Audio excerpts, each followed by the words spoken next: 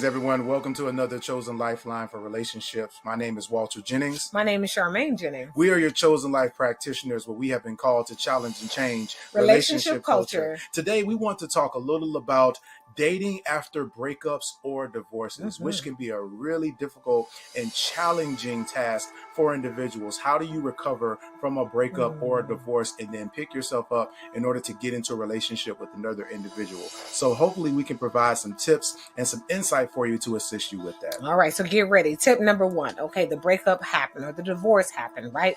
The time between the breakup and the divorce and you getting into a relationship, it is very important that this is the most critical part of that time to do your own work. So tip number 1 is you want to make sure that you have properly grieved the relationship. What does that mean? Well, there are some researchers say there are 5 steps in the grief cycle. Other researchers say there's 8 steps in the grief cycle. We like to definitely focus on those 8 steps because a lot of times there's shock, there's denial, there's bargaining, right? There's depression, there's there's anger that comes up before we get to a place of acceptance and finally a place of hope. And so how do you go through all of this emotional roller coaster? One day I might be in a place of acceptance, and then the next day I might be triggered by something and I'm back to anger, or I'm back to bargaining. Well, maybe if I would have just said this or did this, things would have worked out.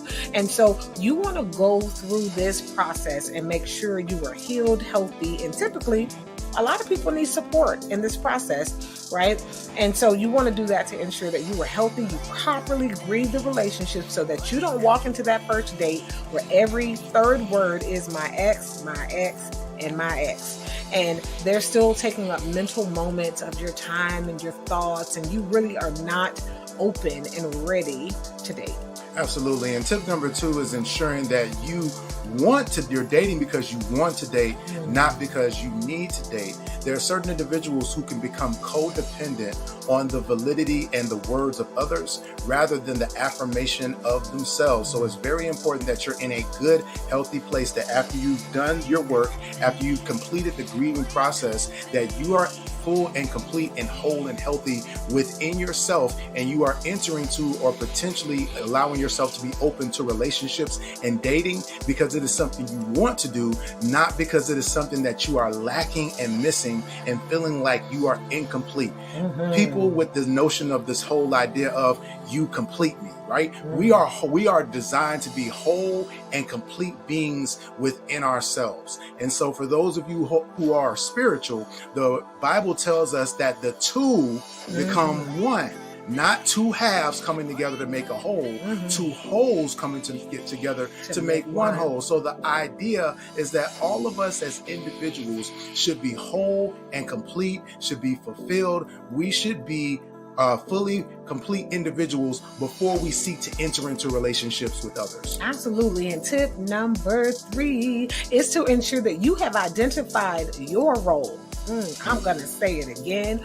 Your role, not the other person's role, not all of these people who had their voice and their say-so in the relationship. Your role. That is your mirror work. Doing that, you have to identify your role in the relationship. There are lessons to be learned. Every experience can be a teacher if you will show up and choose to be a scholar. Be the student of yourself. What did you learn about yourself in that relationship? What did you learn about how you show up in a good way, how you show up in a bad way? How did you help or cause harm, right? Auditing all of these things so that you come out better. You come out a better person. You allow people to experience you better, right? And so we all have to take ownership, responsibility, and to be accountable of how we showed up in the relationship and possibly how we showed out in the relationship as well. And so that we can grow.